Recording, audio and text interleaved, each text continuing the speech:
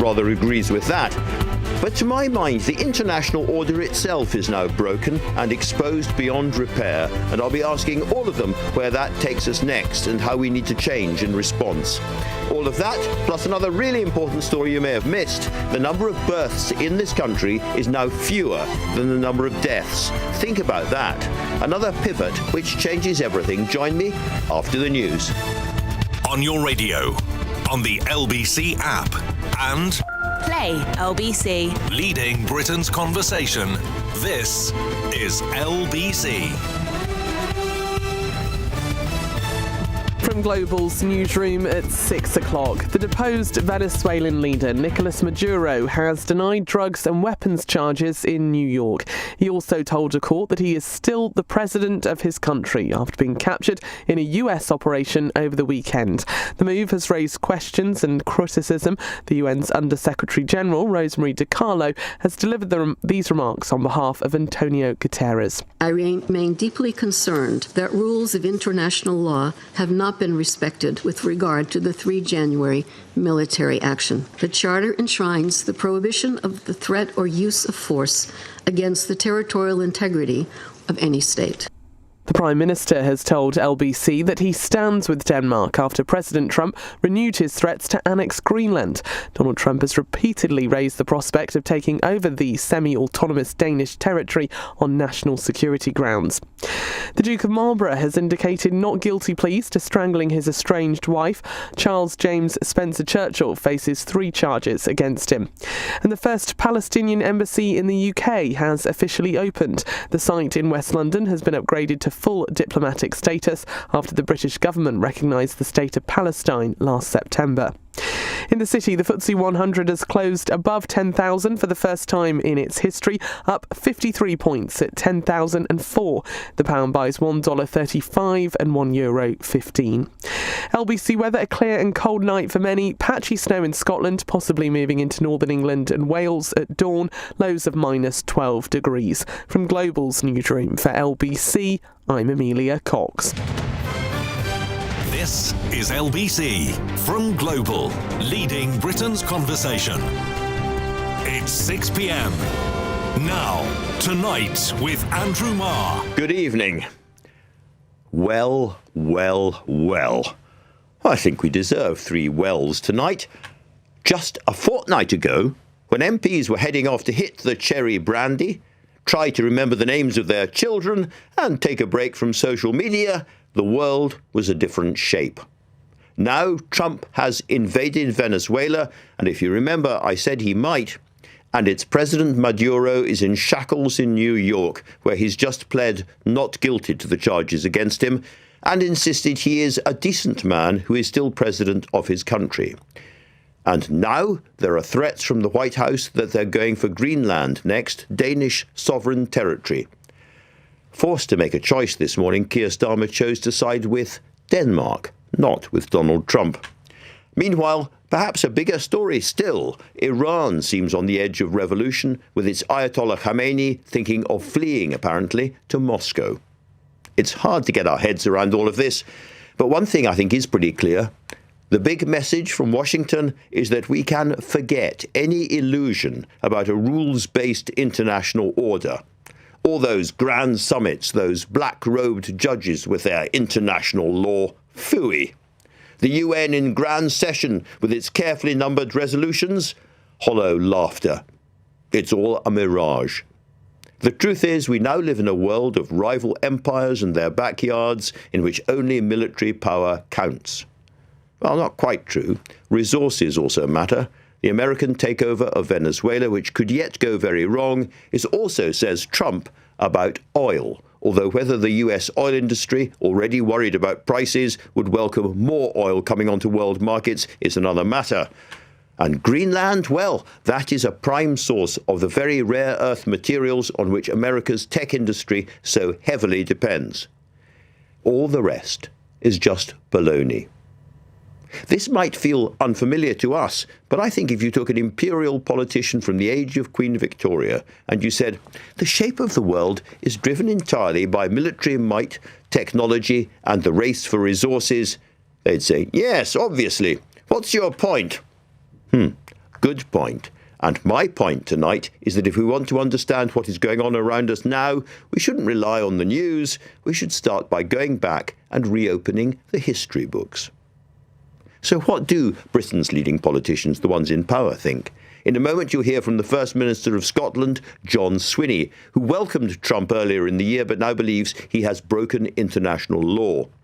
Earlier on, I mentioned Keir Starmer having to choose a side, and to get us going, let's hear him talking to my LBC colleague, political editor Natasha Clark, earlier on today. The future of Greenland is for Greenland and the Kingdom of Denmark, and it's for Greenland and the Kingdom of Denmark only. Denmark is a close ally of the United Kingdom in Europe and a close ally in NATO. And so it's very important we stand by our ally and very clear about the future of Greenland. Well, the First Minister of Scotland, John Swinney, is with me now. Welcome and good Happy New Year to you, Mr. Swinney. Can I start by asking for your reaction to what happened in Venezuela? Well, Happy New Year to you, first of all, Andrew. And I'm obviously deeply concerned by what's happened in Venezuela. I carry no candle for Nicolas Maduro. His regime was authoritarian and it had no legitimacy. But having looked very carefully at what has happened over the weekend, I think it's vital that in all these circumstances, the international rules-based system is respected. And I cannot, having listened to what the United States government and the United States president have said about the intervention in Venezuela, I can't persuade myself or be convinced that the international rules-based system has been respected. And that's a matter of the deepest of concern. Do you think the international rules-based system actually exists any longer? I think it has existed, Andrew, and I think it's been an absolutely significant asset for us all in the post-war period. The post-war period has been far from perfect. It's had many, many imperfections, but I think it's had fewer imperfections than it could have had the international rules-based system not been present. But I do worry, and I share the concerns that were expressed by the United Nations Secretary-General over the weekend, that a very dangerous precedent has been created by the intervention by the United States in Venezuela over the weekend. And I think the moment and the necessity right now is for the international community to recognise just the dangers that it faces because of the decline in adherence to the rules-based system, of the need to reassert that rules-based system to protect the stability that we've all enjoyed in the post-war period. But it's a moment to look around us without any illusions at all. And I wonder what you feel about the possibility, which Trump has been fairly explicit about now, of the Americans now trying to take over Greenland. Like, I'm completely and totally hostile to that. I agree with the words the Prime Minister said earlier on today. I think the Prime Minister couldn't have been clearer that the situation in Greenland, the governance of Greenland is a matter for Greenland and their relationship with Denmark. And it is just inconceivable that there is any basis upon which the United States could pursue any ambitions in relation to Greenland. Because, you know, your great personal ambition would be to have an independent Scotland. And if you succeed, let's be clear, Scotland wouldn't be a very big country, just as Denmark isn't a very big country. Is the world that Donald Trump is reshaping at the moment not really, really dangerous for the smaller countries?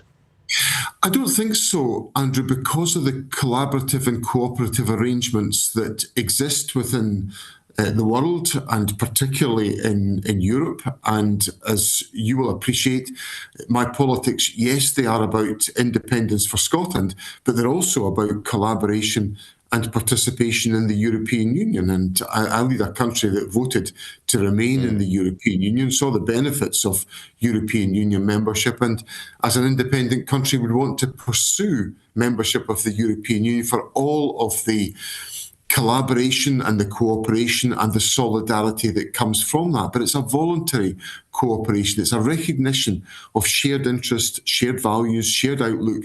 And I suppose, in the current context, a shared approach to dealing with the threats that we all face. And I would certainly want to see us cooperating in that way with other European countries as part of the European Union and also as part of NATO. But of course, the NATO situation is thrown into some degree of uncertainty by the talk there has been about the approach of the United States towards Greenland. Well, do you think, I'm sorry to jump in there, but do you think if, as it were, NATO was divided between Europe on the one hand, backing Denmark, and the United States on the other, that could be the end of NATO?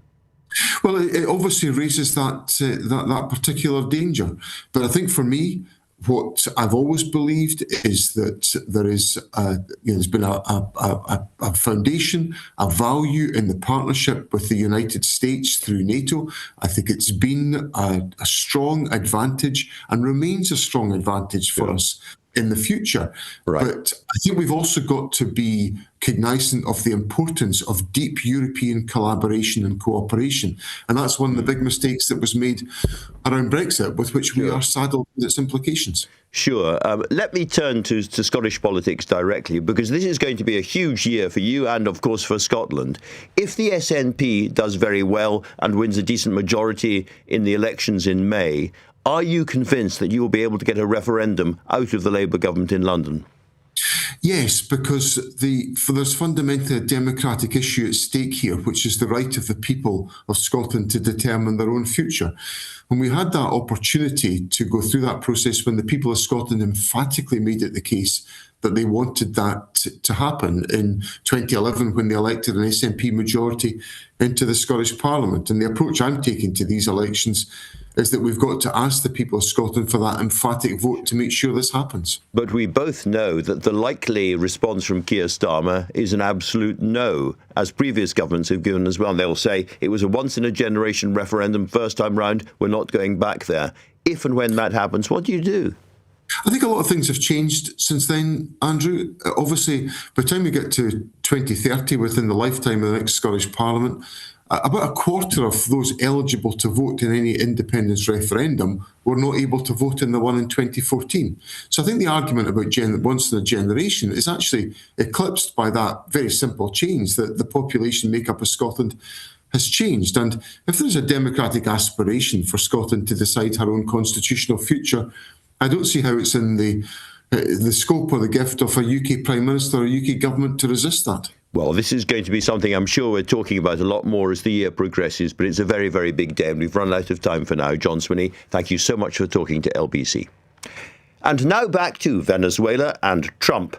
What is the bigger game here? Let's hear next from a former Foreign Secretary and indeed former Conservative Chancellor, Jeremy Hunt. What did he make of the difficult situation the Prime Minister now found himself in? It's really hard, and made particularly harder in this occasion because I don't think there's any doubt that Keir Starmer will feel deeply uncomfortable about what's happened in Venezuela, the abducting of a foreign leader in the way that it's happened. And although no one sheds any tears for Maduro, this is something for someone who's a lawyer by trade would find very, very difficult to defend. But at the same time, he knows our most important relationship is with America. And in particular, if we upset America, they could leave us high and dry on Ukraine. So he is being very careful about his words. And in your view, doing the right thing by being careful? I think he's right to be careful, but there is a but here. I think you have to look at what is going on behind all of this. And I don't think anyone is sad to see the end of Maduro. I think most people's view, certainly my view, is good riddance. And was it against international law? Well, you can argue it both ways. But the thing that is worrying is that if this is Trump's attitude to his backyard, is Greenland next? And if Greenland comes next, that would probably be the end of NATO, because that would be one NATO country annexing territory that belongs to another NATO country. And the thing we've learned with Trump is you can never say that would never happen with this guy, because he loves surprising people. So you fear that NATO itself could be in play if Trump goes ahead with Greenland, as he suggested he might? Absolutely. I mean, you cannot have an alliance in which one member of the alliance annexes territory that belongs to another member when the purpose of the alliance is a mutual defence pact which says that if one of us is invaded, we will treat it as if we've all been invaded. That's what Article 5 of the NATO treaty says. And so this would, I think, cause probably a permanent schism between Europe and America. That's why I think on balance it's still not the most likely thing to happen. But I think the question you asked about Keir Starmer's diplomacy, what I would really like to know is what are the conversations that are happening, not in public, but in private, that alert America to how seriously Europe would take it if Trump were to take the step. Well, that's a fascinating thought. Who knows what's going on behind the scenes? But it's very interesting when he's, as it were, pressed against the wall and forced to choose, that Keir Starmer chooses Denmark over the United States on that subject. Yes, and I think even people who are instinctively Atlanticist in the way that I am, for example, during my whole time as Foreign Secretary, it was, we had the first Trump administration, and my number one priority was to keep the Americans in NATO and keep the Atlantic Alliance together. But annexing a country that belongs to another NATO member is crossing an enormous red line. That would be incredibly difficult for Europe to swallow. And if I have a worry, Andrew, it is that the rather supine reaction we tend to get from European leaders when Donald Trump does something outrageous might be encouraging him to think that Greenland is something that he could get away with. I think that it really could spell the end of NATO, and I think that would be absolutely disastrous. So if I was in Keir Starmer's shoes right now, I'd be saying, well, year one of Trump, the biggest achievement was to keep NATO together through that NATO summit that we had in June, when Trump could easily have walked away, as he nearly did in 2018. Year two, we've got to make sure this Greenland thing, however far-fetched it may seem, does not happen. Well, that is the absolutely crucial question. Thank you very much for raising it in that way. Can I ask you something slightly broader, however, which is, you mentioned a little while ago, international law. Is it not possible that this is the moment when we look at what happened in Ukraine, we look at what happened in Gaza, we look at what's happened in Venezuela, and we say to ourselves candidly that the international world legal order, which followed the Second World War, is now in ruins, it's over, it's done?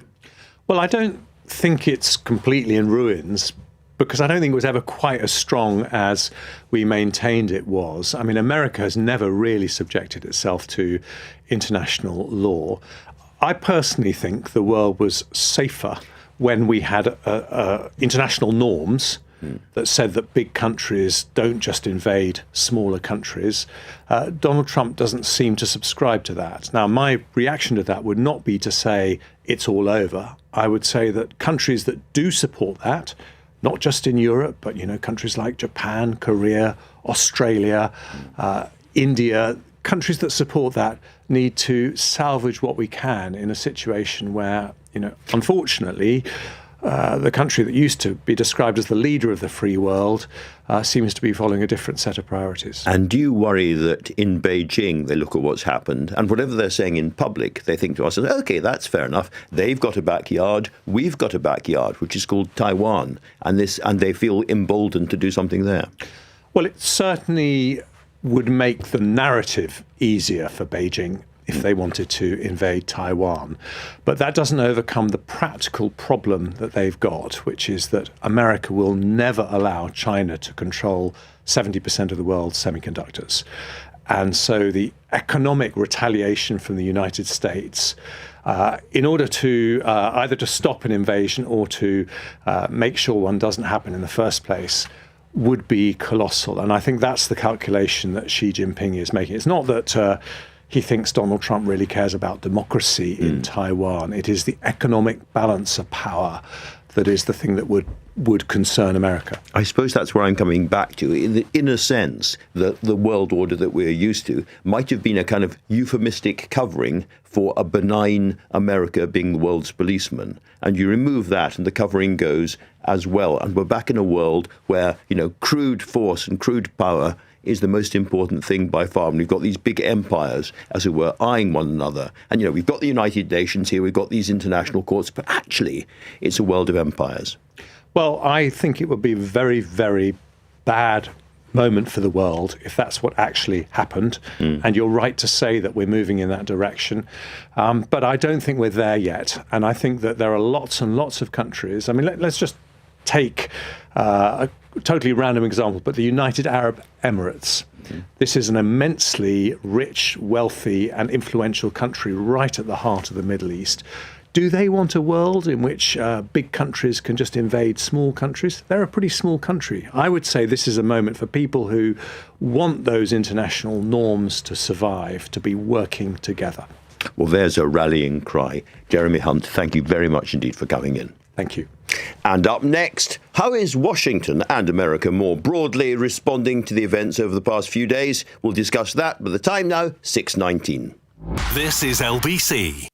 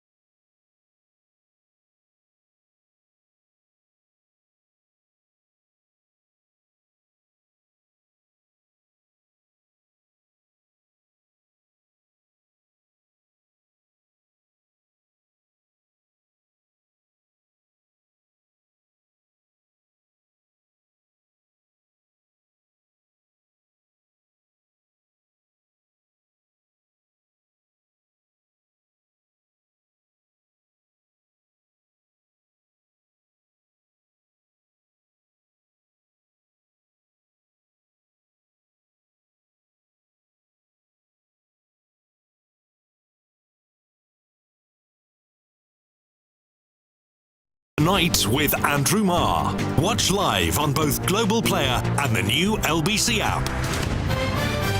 6:21. Well, so far tonight we haven't yet had an American perspective. The Venezuela adventure isn't particularly popular inside the US, so I'm delighted to be joined now in the studio by LBC's US correspondent, Simon Marks. Simon, I say not very popular, but particularly among Donald Trump's own MAGA base. Yeah, I think that's the real issue here, Andrew. I mean, if you look at the national polling that's been done, the Washington Post has got an instant poll that they conducted that shows 50-50 nationally.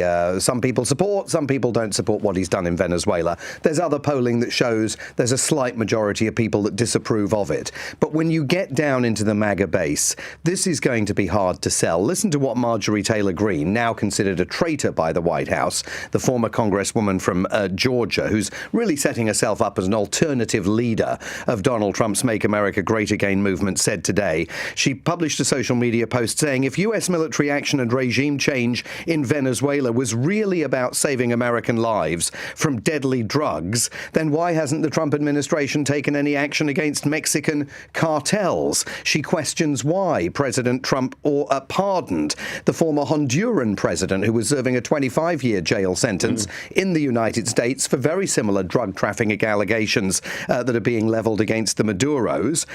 She argues that this is absolutely clearly a war for oil, and she asks, why is it okay for America to militarily invade, bomb and arrest a foreign leader, but Russia is evil for invading Ukraine and China is bad for eyeing Taiwan? Is it only okay if we do it, she asks. Well, hard questions there. And the administration has no answers to those questions. And the other hard question we've been discussing is Greenland. You know, I read this stuff about Greenland next. I think this cannot really be true.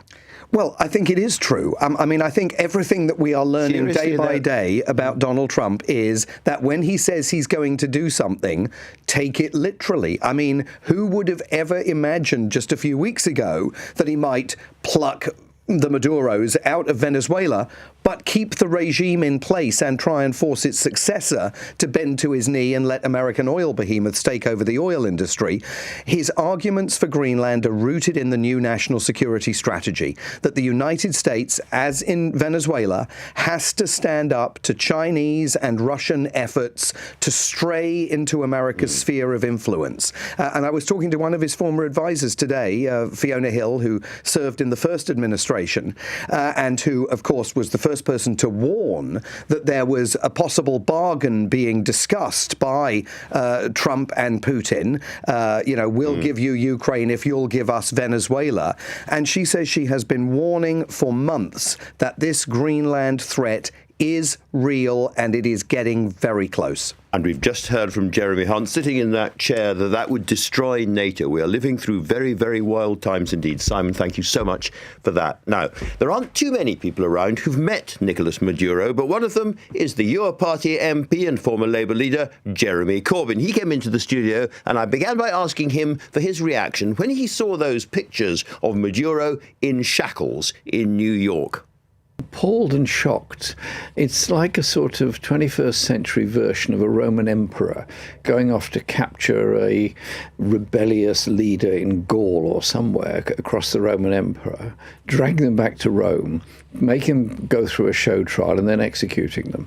And this, I'm not saying they're going to execute him, but this is deliberate and total humiliation. And I think it will blow back in Trump's face and that of the administration. People don't like that. Do you think around South America in particular, including Cuba, people are looking at this and thinking it could be us next? People in Cuba and Colombia are alarmed at the moment for obvious reasons. Cuba has been under sanctions ever since 1959, has obviously huge economic problems as a result of that, and they feel if they can do it here in Venezuela, then they can do it there. So I think the statement made by the Latin American leaders over the weekend is a very strong one. And the statement made this morning at the Madeira by Claudia Sheinbaum, the president of Mexico, is also a very strong one. So I think there's going to be a growing pushback. Latin American unity on this, which is transcending the left-right difference across the continent. If you look at Venezuela as it has been under Maduro, it's hard to think of a worse-run country. The hyperinflation,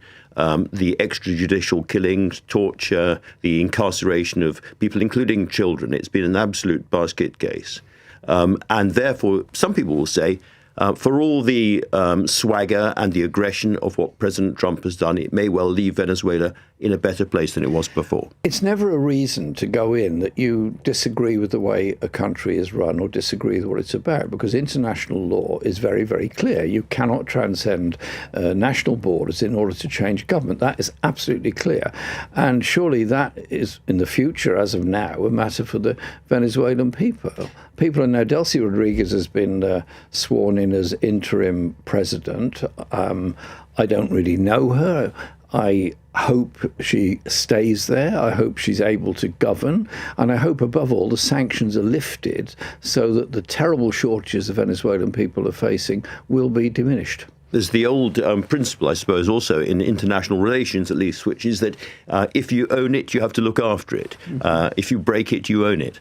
And therefore, if the Americans have come in this way, they may be responsible for Venezuela in the future. How big a threat and a challenge do you think that is for the Americans? I think it's absolutely massive. And Donald Trump sort of throwing out saying he's going to run Venezuela at the present time. What does he actually mean by that? They don't have troops on the ground. They don't control what's going on in Venezuela. There's massive opposition to them, albeit there is divisions in Venezuela. Yeah, I recognise that. There's also massive opposition to them on the border with Colombia, where an awful lot of the armed groups that President Petro is trying to bring under control and disarm are still around. They're on the border. So if US troops are going to be involved in Venezuela, they're going to find this is something that's going to spiral out of control very quickly. Does Trump want to be the president, despite everything he said, who's bringing back US soldiers in body bags from a war that nobody wanted in a country that nobody hated? A local version of Iraq. Indeed, and the statement made by Trump and his administration on the national strategy document at the end of November sets out in very clear terms that the Monroe Doctrine is now updated to be the Trump Doctrine, and it gives them, their terms, right to intervene in any Latin American country where they believe they need the minerals, need the raw materials, and it's critical to the US economy. This is a very, very dangerous precedent. This whole international order thing, maybe it's over. If it is over, what do we replace it with other than a lack of power in the UN, where we have an overpowerful Security Council and an underpowered General Assembly? We have no basis for international law. Are we actually moving into the sort of 1984 Orwell scenario where there's an eternal war between three big powers, USA, China, Russia? Because Trump's security document actually leaves China and Russia out of the equation. You see, that seems to be a much more realistic assessment or sketch of where we are than the international order. We have the three great empires and the three great emperors. Indeed, that is exactly where it's going and where Trump has taken us to. But then you have to remember another factor. Popular opinion across Latin America is not going to like this. Whatever they might think individually of Maduro or somebody else, that's not the point. It's about the intervention. It's yet again Yankee intervention in Latin America. Public opinion in the USA, for all the bombast of Trump, the tariffs are not popular. The unemployment is not popular. The poverty is not popular. The lack of health care is not popular. And the idea that he's going to lead them into foreign wars that are out of control, he could find that he becomes a very unpopular president very, very quickly. And his sort of irrational, off-the-cuff statements the whole time about taking over various places around the world will play out against him. Public opinion in this country, I don't think, is in favour of this. And I think they wish our government was a bit stronger in saying something serious about this. I was going to ask you about our government because there's a very interesting moment earlier on today when Keir Starmer is, as it were, pinned against the wall and forced to choose between Denmark after the threats by Trump against Greenland and Donald Trump. And he chooses Denmark. Well, Denmark obviously has a constitutional right to govern Greenland, and it's what it does, and it is part of Denmark in that sense, albeit autonomous part of Denmark. And Starmer says, OK, I'm with Denmark on this. Well, what is preventing Sir Keir Starmer from saying something serious and informative about the breach of international law? After all, he is, as he often tells us, a human rights lawyer. Surely he knows that it is totally without the UN Charter, totally without every tenet of international law, the ICJ onwards, for one country to invade another and arrest the president and clap them in prison in a country where they have no jurisdiction over the rights or whatever of President Maduro. It's a very, very big moment in world affairs. Jeremy Corbyn, thank you so much. Thank you. Now, coming up, we'll hear from a man facing an enormous electoral challenge this year, the Scottish Labour leader, Anna Sarwar. But the time now, 6:31, and Amelia Cox has your news headlines. Jeremy Corbyn has told LBC Donald Trump could find he becomes an unpopular president very, very quickly over US intervention in Latin America. Speaking on Tonight with Andrew Marr, the former Labour leader said it could lead to an eternal war between three big powers, USA, China and Russia. Meanwhile, Jeremy Hunt has told Andrew if Donald Trump brought Greenland under American control, it would spell the end of NATO. The former Foreign Secretary says other NATO members must come out strongly against his threats. And fresh weather warnings for snow and ice have been issued across southern Scotland, northern England and Northern Ireland. Hundreds of schools have closed today and flights cancelled at Liverpool and Belfast airports because of the wintry weather. LBC weather: a clear and cold night for many. Patchy snow in Scotland, possibly moving into northern England and Wales at dawn. Lows of minus 12 degrees. This is LBC. With over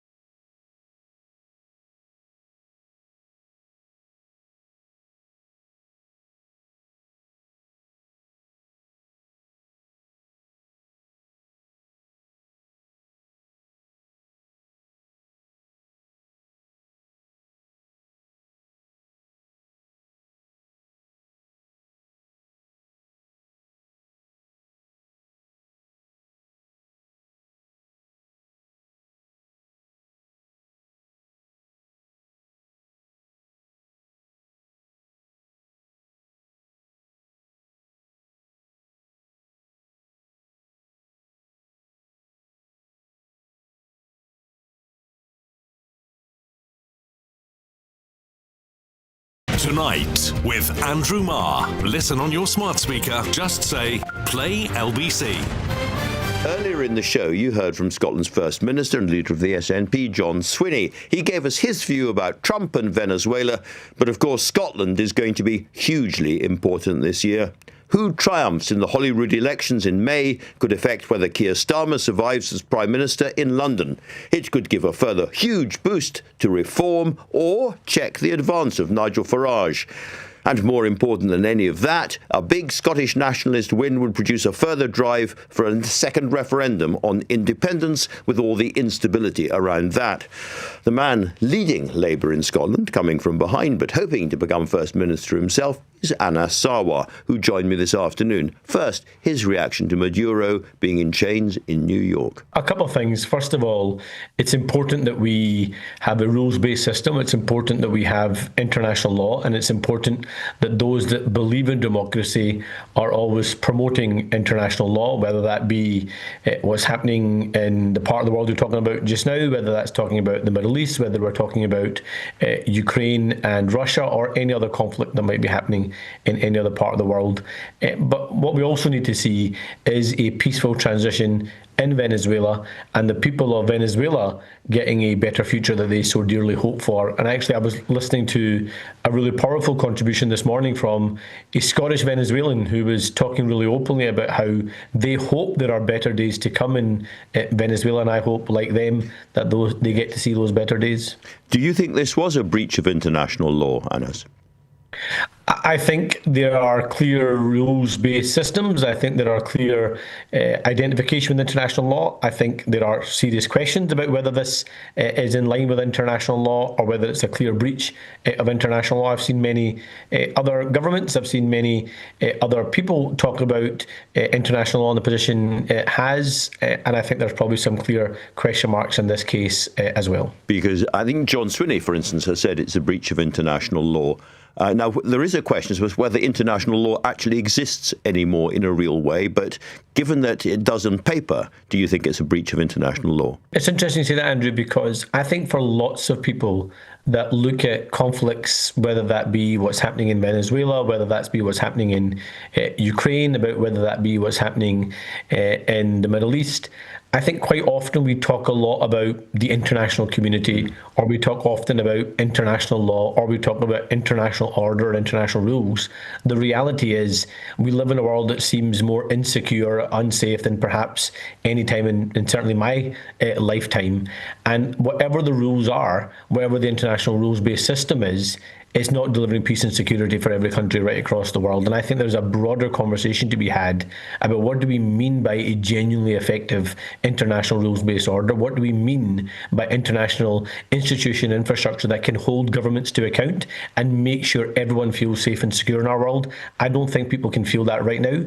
And I think lots of people will think there's lots of double standards when it comes to the application of international law in lots of different parts of the world. Coming a bit closer to home, obviously Scottish security depends a lot on the northern waters and the northern oceans. And there has been this suggestion, apparently seriously, from the White House that they want to grab Greenland as well.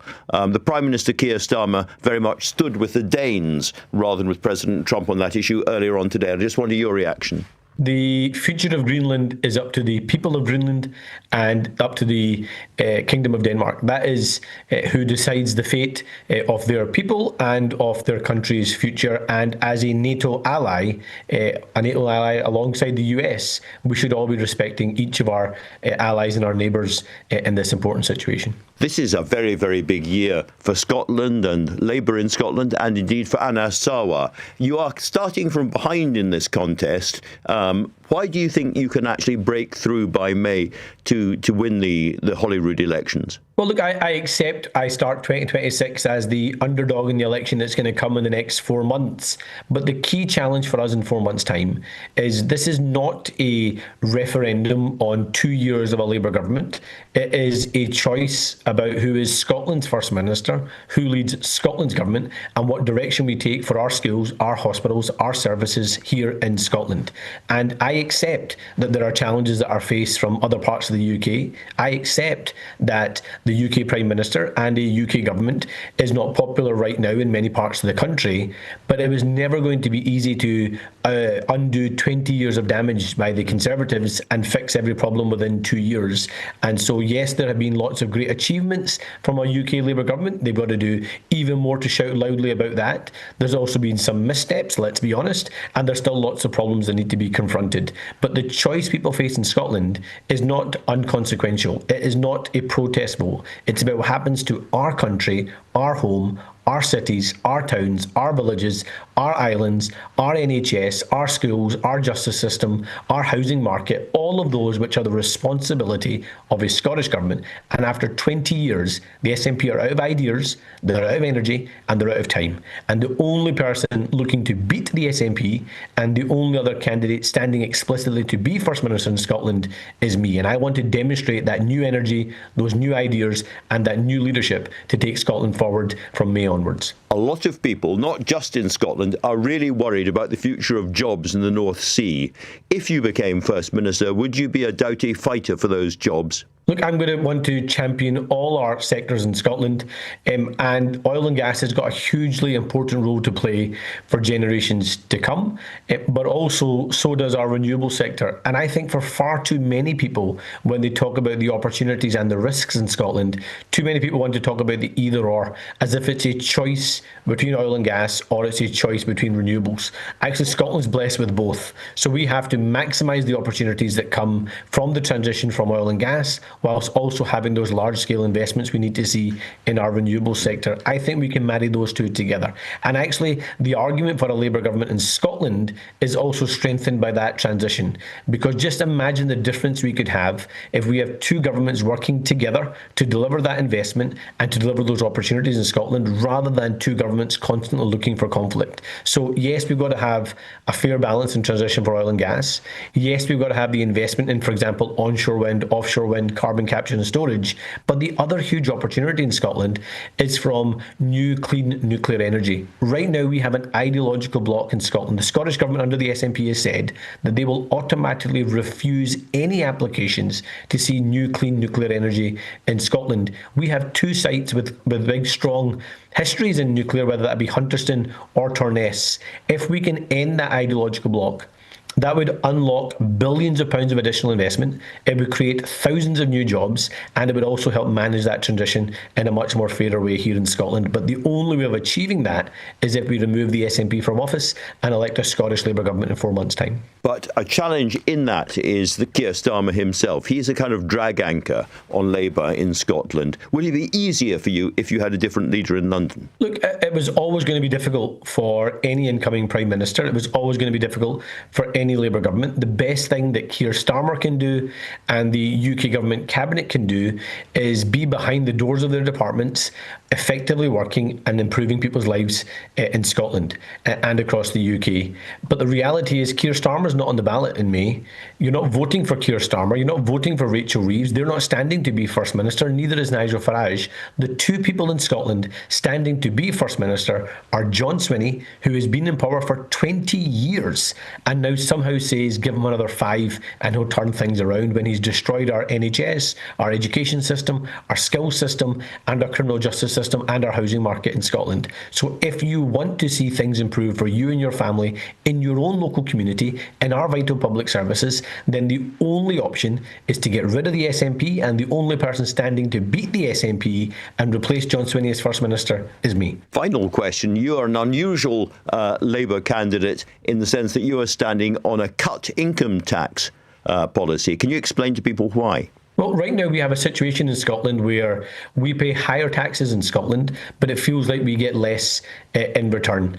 And I think too many of our people are being asked to pay far too much when they're not getting the best results they need to see from our public services. So why should a teacher, or a police officer in Scotland pay higher taxes than a teacher or a police officer in other parts of the UK. So I want to see us cut tax in Scotland. I want to see us grow our economy in Scotland. We have economic levers in Scotland separate to the UK, which we need to use to maximum effect to demonstrate the best outcomes for people here in Scotland. And so what I'm saying to people is this is not a protest vote. It's not about a government somewhere else. It's not about making a judgment about a government that's been in power for 2 years at Westminster.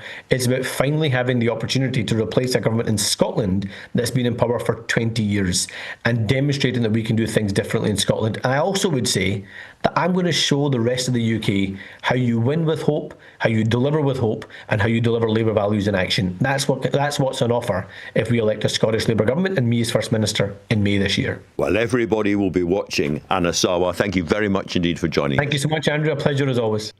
So there's the Scottish perspective. LBC's Aggie Chambre is with me now. And Aggie, you've been getting the reaction among Labour MPs. And also we have just been watching Yvette Cooper in the House of Commons. Pretty bad-tempered exchanges with Kemi Badenoch, the opposition leader.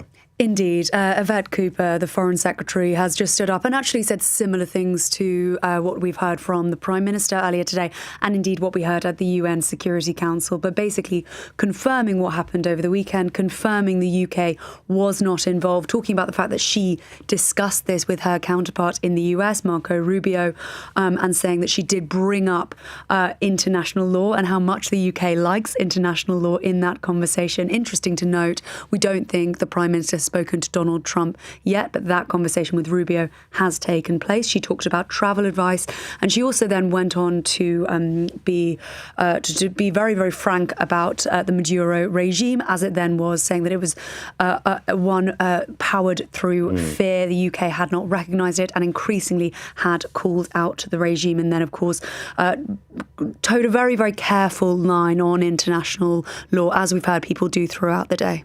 In public, at least, lots of Labour figures are saying the Prime Minister should be much more outspoken, much clearer that Donald Trump has broken international law and call him out. We heard Emily Thornberry, chair of the Foreign Affairs Select Committee, in the Commons about 10 minutes ago saying exactly that. Is that the genuine view of the Labour Party in Parliament, so far as you're able to pick it up?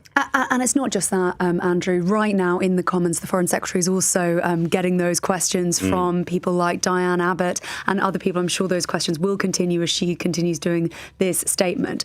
Whether or not that is the view, I think, as always with these things, it is mixed. There are lots and lots of Labour figures who are really angry, actually, about his statement and his hesitation about calling this, saying that this has broken international law. But there are others who say it simply hasn't gone far enough. And then you say, well, what should he have said? And they say, well, I don't know. And I think that is what is difficult for them at the moment. But also, we should explain that Keir Starmer needs Donald Trump's support for Ukraine. There's a big summit on Ukraine again tomorrow. And from his point of view, it's probably worth being humiliated a little bit verbally if that keeps Trump on board for Ukraine. I think that is exactly the point, Andrew. So there's Ukraine going on, and that, I think, for him, feels like the really big issue. And I think there are people close to him who think that the people in the Labour Party think, oh, if he just picks up the phone, shouts at Donald Trump, everything will be okay. And they think that will not help. And I think there is frustration from that on that point. But I think there is Ukraine. And as you say, there's this big summit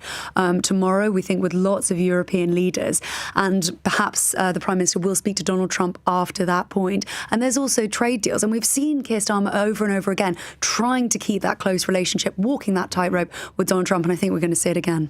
Well, of course, if Donald Trump actually goes ahead with Greenland as his next target, then that may all fall apart. It's very interesting that I think over the winter break, you can see Keir Starmer moving more and more in a pro-European direction, probably under pressure from his own party. But perhaps this is another way of that happening. I think so. And I think it is interesting to differentiate his reaction on Venezuela when he's been careful not to say that it's broken international law, and his reaction on Greenland, where he was very clear. He said only Greenland and Denmark should decide the future of Greenland, and basically saying to America, back off in a very polite way. Instinctively, he goes with the Europeans. Really interesting. Aggie, thank you so much for that. Now, coming up, the death rate is now higher than the birth rate in the UK for the first time. But why does that matter? We will find out next. Time now, 6:48. Coming up at 7 on LBC, Ian Dale. At 9, rescuing small businesses and hospitality. At 8, Cross Question. But first, how should Britain vote in a UN Security Council vote on Venezuela? Ian Dale at 7. Listen on our free Global Player app or the new LBC app. Well,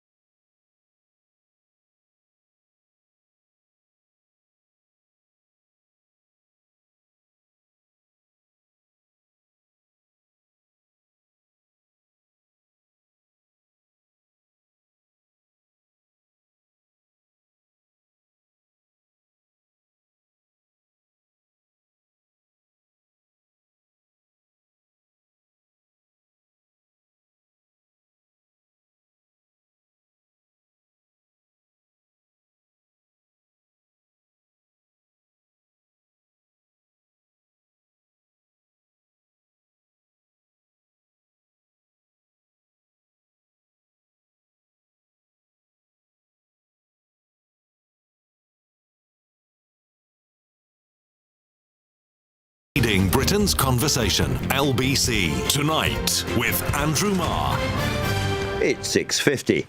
Below the surface of daily news headlines, we've had an old normal, which is that births outnumber deaths, so the native population keeps growing. That's been true over the past century, more or less, but now it is changing, reversing, so that we now have more deaths than births. What might that mean for us? Let's talk now to Greg Thwaites of the Resolution Foundation, whose annual report came out earlier today. Greg, great to have you on the show. So this is not because more of us are dying earlier or later. In fact, not about more deaths, it's about less fertility. That's right. Life expectancy hasn't changed very much. We are seeing deaths pick up a bit because there are more old people now, but they're living about as long as they always did. What's the big change over the last few years has been the fall in the birth rate. And like you say, for the first time in an awfully long time, we're now seeing births below deaths, or we're likely to see that this year. So I've grown up at a time when people were talking endlessly about overpopulation. Why should we worry about the opposite? Well, it matters hugely for all sorts of things that we care about. So, for example, these people are future taxpayers. These babies who aren't going to be born, they're future taxpayers. They'll pay tax. They'll support older people in their old age, the people who use the NHS, the people who receive pensions. So it has implications for taxes and spending.